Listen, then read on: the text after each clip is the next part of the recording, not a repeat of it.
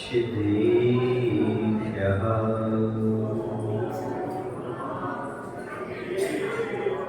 ॐ नमः सिद्धेभ्यः। जय श्री ओम नमः सिद्धेभ्यः।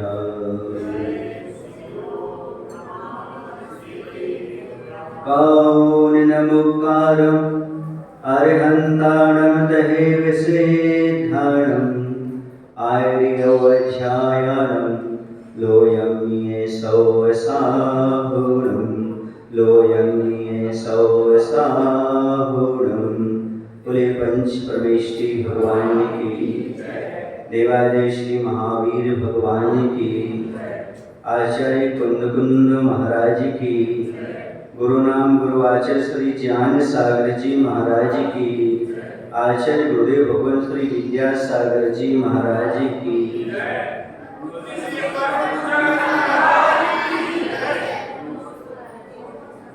जैन रागा व्रजेज्य जैन सई सुरजति जैन मित्यं पभावेज्य तम नानम जन शास्त्री।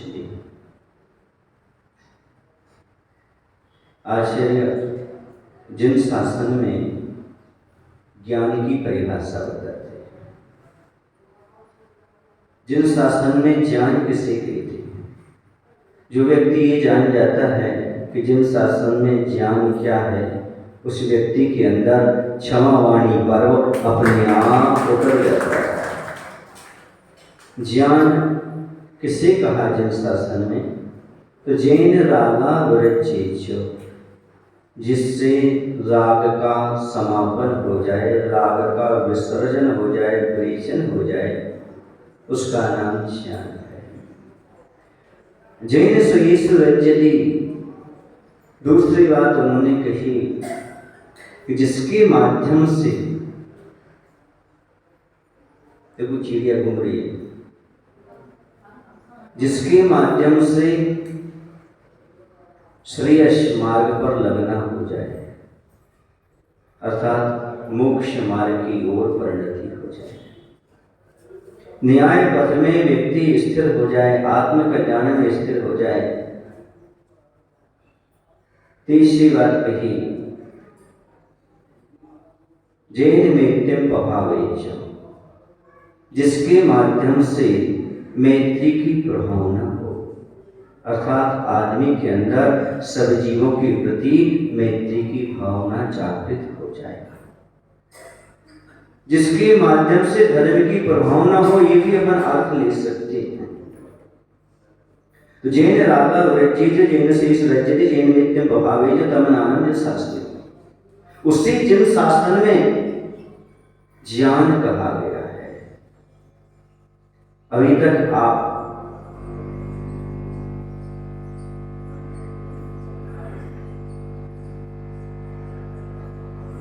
ज्ञान का अर्थ जानना या जानने मात्र को ज्ञान कह रहे थे, लेकिन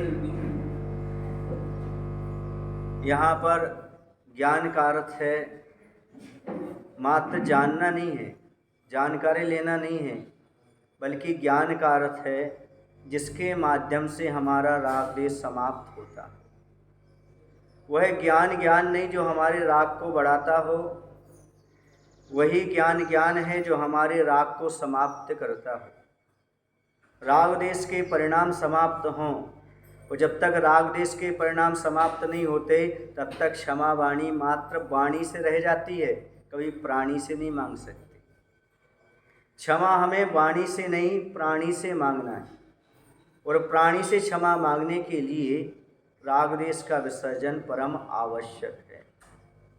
जिसके जीवन में राग द्वेष का विसर्जन हो जाता है, वह क्षमा ना भी मांगे तो उसकी क्षमा हमेशा फलती रहती है। राग द्वेष हो जाना ही तो एक प्रकार से कलुषता है, और उस कलुषता को धोने का नाम क्षमा है।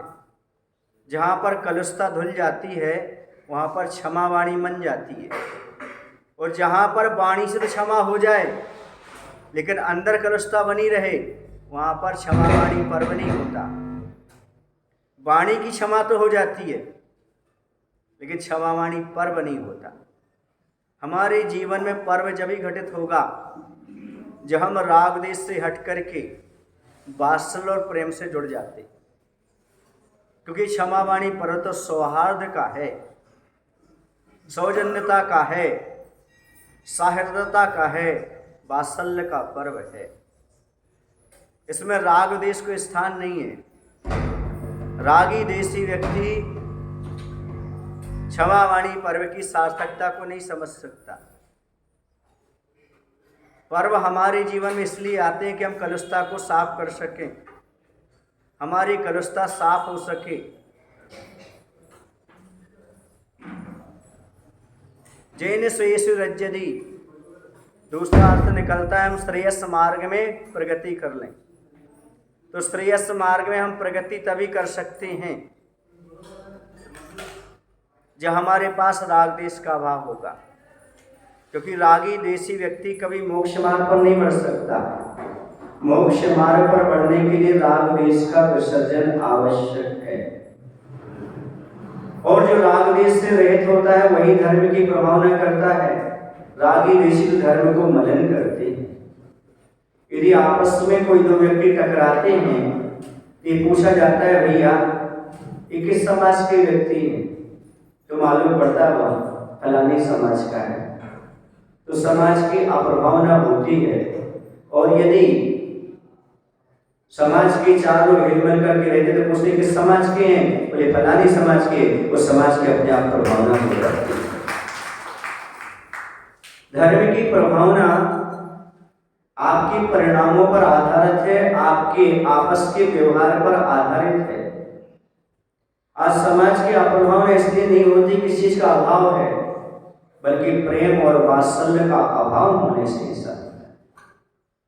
जहां प्रेम और वात्सल्य का अभाव होता है वहां पर अप्रभावना होती है, और जिस समाज में प्रेम और वात्सल्य हो वहां हमेशा प्रभावना रहती है। ये कलुषताएं समाज को ही प्रभावित नहीं करती, बल्कि सारे विश्व को प्रभावित करती। आपके अंदर से निकलने वाली वर्गणाएं ब्रह्मांड तक फैल जाती है। इसलिए चाहे मन से, चाहे वचन से, चाहे काय से, जो कुछ भी आप कर रहे हो उसमें कलुषता का पुट नहीं होना चाहिए। बड़ी सरलता होना चाहिए, सहजता होना चाहिए। इतना ही नहीं, सबके प्रति प्रेम और वात्सल्य की भावना होना चाहिए।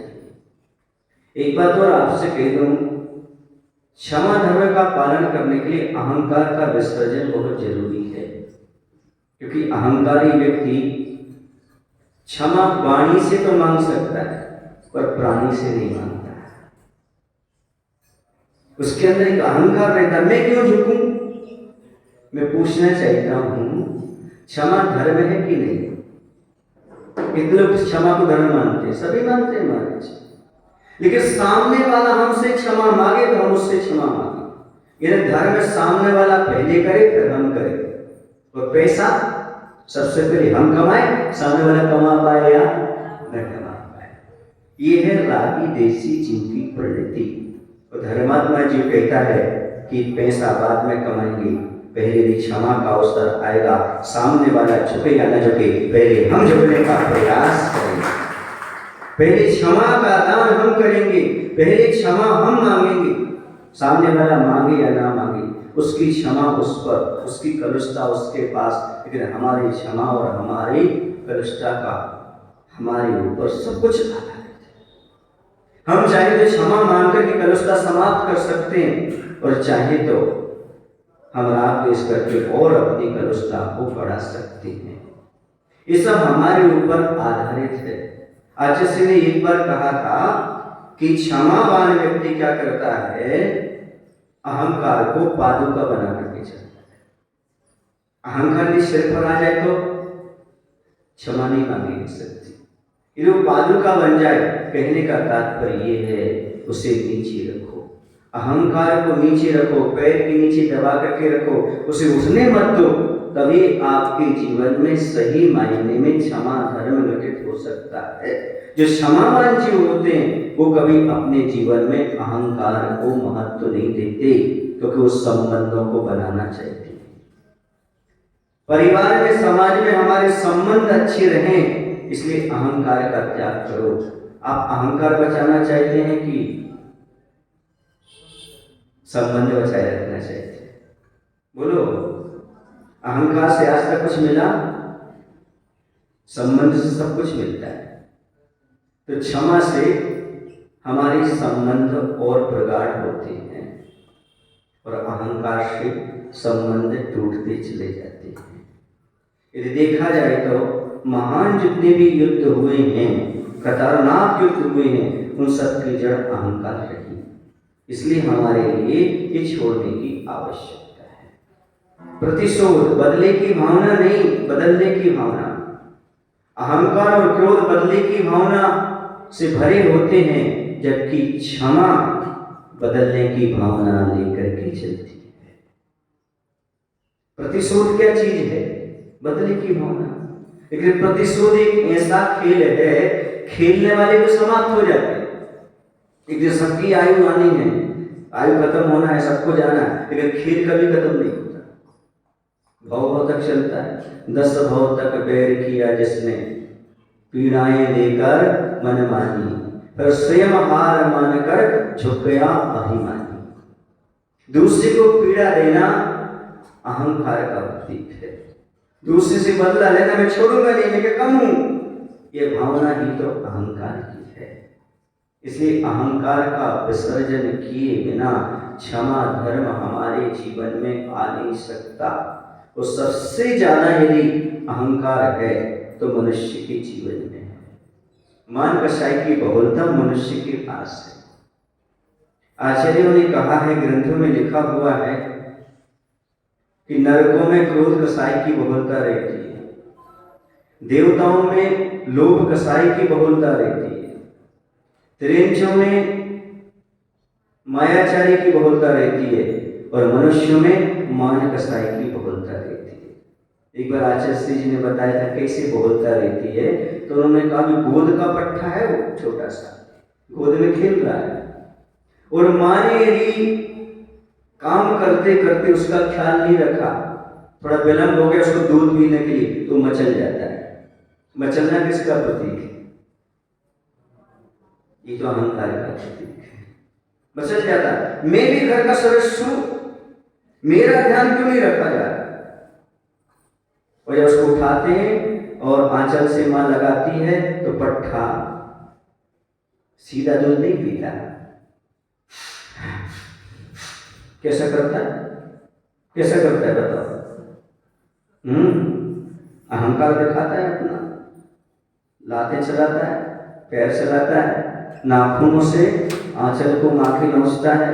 जब माँ कहती राजा बेटा पियो, तब कहीं वह आंचल से अपना मुख लगाता है। आंचल से कहती मनुष्य पर्याय में ऐसी मान कसा है, जन्म से लेकर के मरण तक उसका अकड़पन नहीं जाता, इसलिए शायद बाद में मुर्दा अकड़ जाता है। इसलिए किसी को लिखना पड़ा, झुक वही सकता है जिसके अंदर जान है, अकड़ खास मुर्दे की पहचान। आप मर्द हो कि आगे बोलने में शर्म लग रही है। मुर्दे झुकते नहीं, झुकते कौन? मर्द। क्षमा मांगने वाला करने वाला मुर्दा नहीं होता। क्षमा मांगने और क्षमा करने वाला एक मर्द ही हो रहा है, करता है, जो हमेशा क्षमा मांगता है। क्योंकि कायरता का प्रतीक नहीं है, क्षमा तो वीरता का प्रतीक है। एक कठिन काम है, मन से कलुषता को निकालना बहुत कठिन काम है।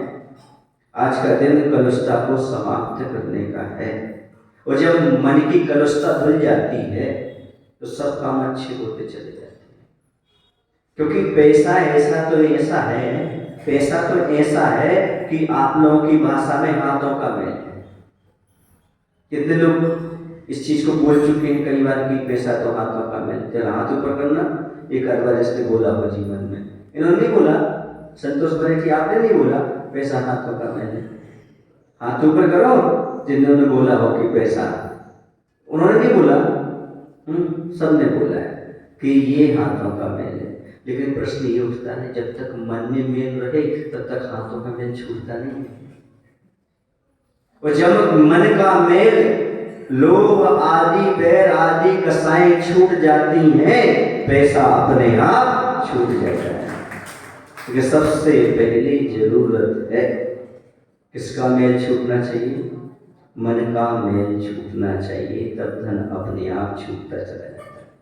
धर्म की प्रभावना के लिए प्रेम वात्सल्य भी जरूरी है, मन का मेल छूटना भी जरूरी है, तो हाथों का मेल भी छूटना जरूरी है।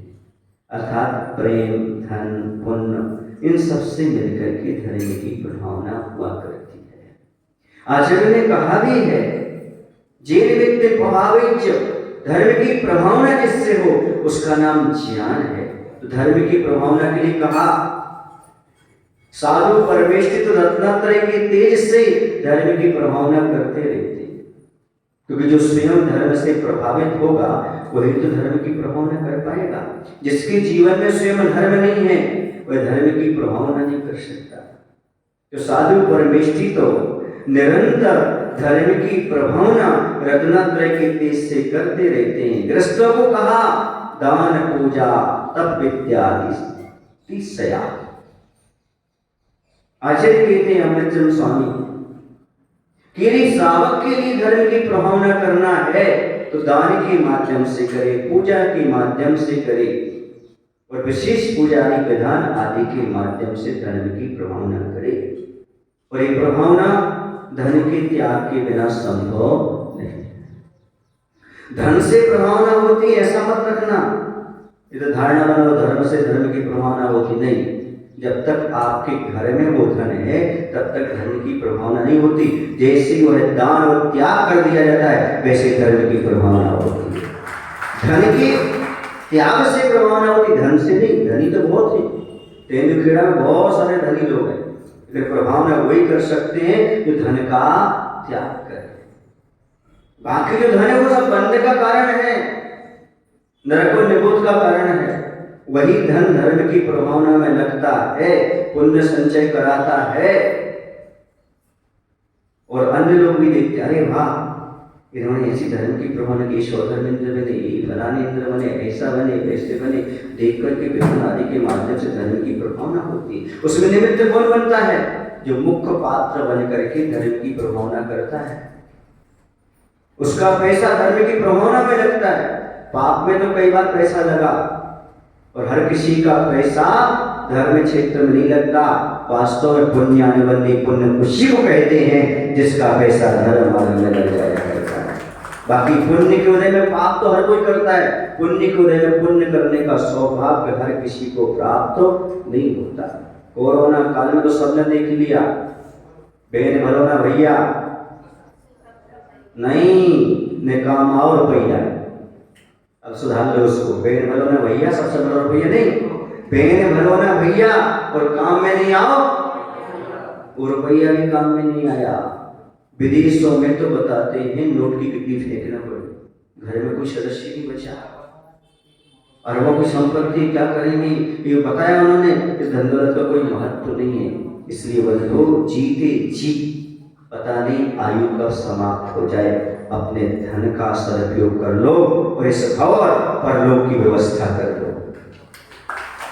इस भव में तो धन है ही, लेकिन दान करो ताकि वह अनंत गुना आपके अगले भव में भी आपको प्राप्त हो सके, उच्च कुल प्राप्त हो, अच्छी कुल में आपका जन्म हो, जहाँ पर दान की परंपरा चलती हो, जहाँ पर मुनियों को दान दिया जाता हो, जहाँ पर साक्षात तीर्थंकर का समोषण का दर्शन होता हो, ऐसे कुल में जन्म लेना चाहते हो तो अच्छे से अपने धन का त्याग करके धन की प्रभावना करना चाहिए। स्थापना निक्षेप की बात कल थोड़ी सी भैया जी ने कही थी, धीरे भैया की बात को मैं आगे अच्छी तरह से आपके सामने स्पष्ट कर दूं। जो व्यक्ति जो जिस प्रकार के पात्र बनते हैं, जैसे कोई सौधर्मिंद बना, कुबेर बना, ये बना, इसका फल क्या है महाराज? हम सामान्य बनकर के पूजन कर लें, वही पूजन सौधर्म को करना है, वही कुबेर को करना है, वही यज्ञ नायक को करना है। हाँ, हम भी तो आनंद ले सकते हैं सामान्य इंद्र बन करके। तो याद रखो, स्वर्गों में भी एक ही स्वर्ग में बहुत सारे इंद्र रहते हैं, देव रहते हैं, लेकिन सब सौधर्म इंद्र की पहले स्वर्ग में सौधर्म इंद्र के आदर से चलते हैं। आज्ञा और ऐश्वर्य का विशेष होता है। कुबेर के पास धन का खजाना होता है, ये देख करके अन्य देवों को लगता है, अरे मैंने भी यदि कुबेर बना होता ना पिछले को में, यदि दान दिया होता, कुबेर और सौधर्म के पद लिए होते, आज भी ऐसे ऐश्वर्य को प्राप्त करते। वहां पर बहुत ईर्ष्या होती है, ऐसा लगता है बड़े देवों की रिद्धि सिद्धि देख करके, अरे मैंने कौन सा पाप किया, देखो तो हमारे यहाँ काम करने वाला था, ये हमारे यहाँ सर्विस करता था, और ये सौधर्म इंद्र बन गया, ये कुबेर बन गया, मैं सामान्य इसकी चापलूसी कर रहा हूँ। उस समय ऐसा लगता है क्यों ना मैंने वो धन रुका दिया, पड़ा रहा घर में, बच्चों ने बर्बाद कर दिया, अरे मैंने दान दे दिया तो बहुत अच्छा होता।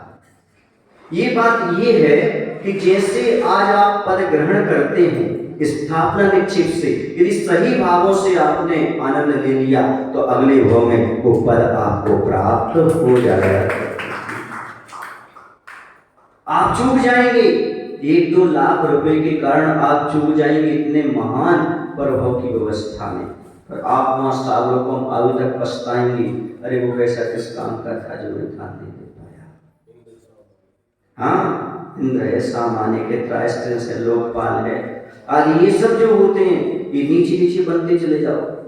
इसलिए यदि इंद्र बनना हो तो चंचला लक्ष्मी का सदुपयोग करने का प्रयास करो। ऐसे भी स्वर्गों में देव होते हैं आवियोग जाति के, जिन्हें इंद्र आके देता है, तुम्हें ऐरावत हाथी बनना पड़ेगा, तुम्हें ये बनना पड़ेगा। वहां भी आर्डर चलते हैं। एक किलवस जाति के देव रहते हैं, वो सौधर्म की सभा के अंदर प्रवेश नहीं कर पाते, उन्हें बाहर ही खड़ा रहना पड़ता है। जैसे विधान चल रहा है ना, कुछ लोग ऐसे भी होंगे जो विधान में बाहर से देख करके चले जाएंगे, अंदर ना तो धोती दुपट्टा पहन पाएंगे, गला पकड़ रहे न धोती दुपट्टा पहन पाएंगे वो लोग, और ना वो एक द्रव्य थाली में चढ़ा पाएंगे। वो इसी प्रकार के देव बन सकते। कौन से? किलवस जाति के देव बन जाएंगे। और जाकर के सभा के बाहर बड़ा दुख लगता है उस समय, सारे इंद्र सब अपने अपनी सभा में अपनी अपनी कुर्सी पर बैठे आसन पर, और वो बाहर से देख करके बैठा है, जमीन पर बैठा है। उसे लगता है ये कैसी स्थिति है, ये क्या है?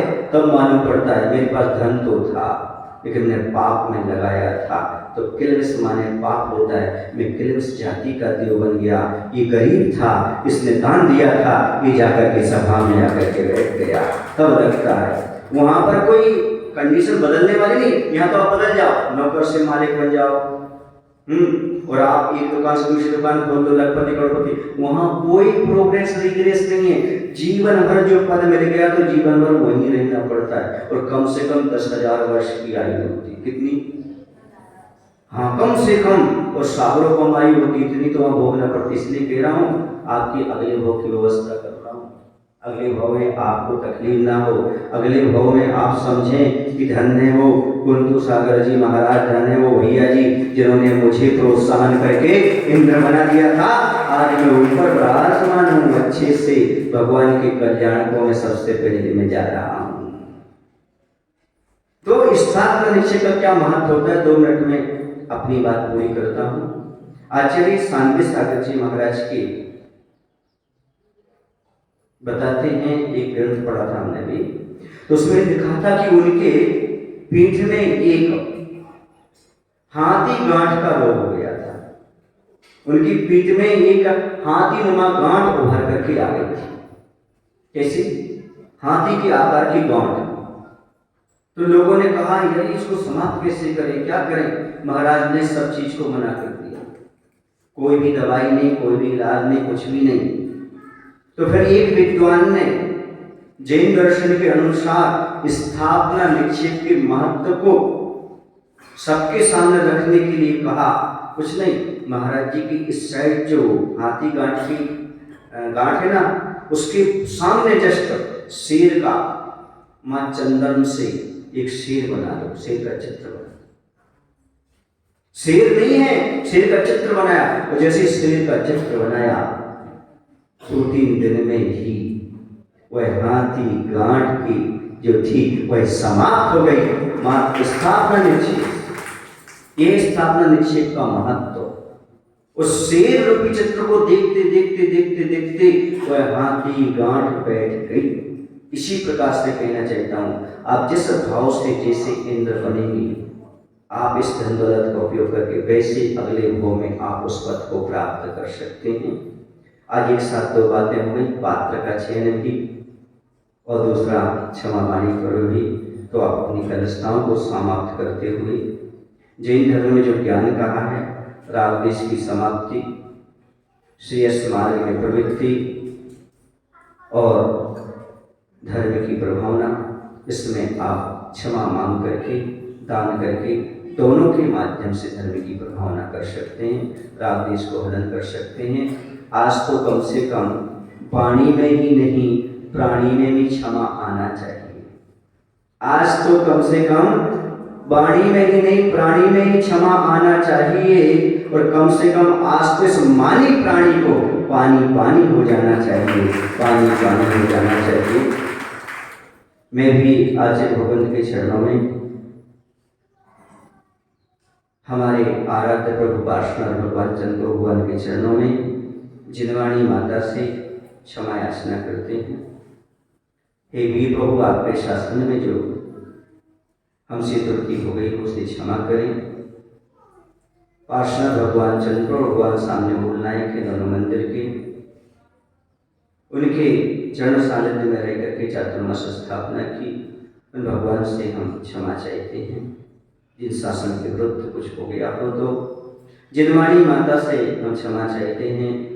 जिनका स्वाध्याय किया कराया, शब्द अक्षर मात्रा अर्थ की भूल हो गई हो, उनसे हम क्षमा चाहते हैं। आचार्य भगवंत के परोक्ष में आचार्यमास किया, यदि उसमें भूल हो गई उनसे क्षमा चाहते हैं। और हमारे साथ ब्रह्मचारी भी रहे और आप लोग भी रहे, इन लोगों से मैं ही कहता हूँ, यदि मैंने आप लोगों को थोड़ा बहुत कभी डांट दिया हो तो बुरा नहीं मानना, अपना समझ करके भूलने का प्रयास करना, मुझे विश्वास है। हाँ, हमारी तो आप लोगों को क्षमा है, हाँ, क्योंकि क्षमा तो एक धर्म है। और मुनि महाराज तो दिन में 3 बार सभी जीवों से क्षमा मांगते हैं, प्रतिक्रमण करते हैं, क्योंकि सबसे कठिन काम तो मुनि महाराज ही करते हैं। क्षमा मांगना बहुत कठिन काम है, लेकिन मुझे आज 3 बार करते, फिर भी एक व्यवहारिकता अपने आप में महत्वपूर्ण है। व्यवहार को छोड़ करके कभी धर्म नहीं होता, इसलिए व्यवहारिकता को सबको निभाना है और आपस में एक दूसरे से क्षमा मांगना है। उनसे कम मांगना जिनसे आपकी कोई तू में नहीं हुई हो, उनसे जरूर मांग लेना जिनसे कभी तू में हो गई हो, या कुछ शब्द आपने ऐसे बोल दिए हो, प्रत्यक्ष परोक्ष उन्हें मालूम भी ना हो और आपने उनकी किसी से निंदा की हो, उन्हें मालूम ना हो, तो भी उनसे क्षमा मांग लेना, ताकि ये कलश पहनते हैं। बोली महावीर भगवान की जय। आचार्य विद्यासागर जी महाराज की जय।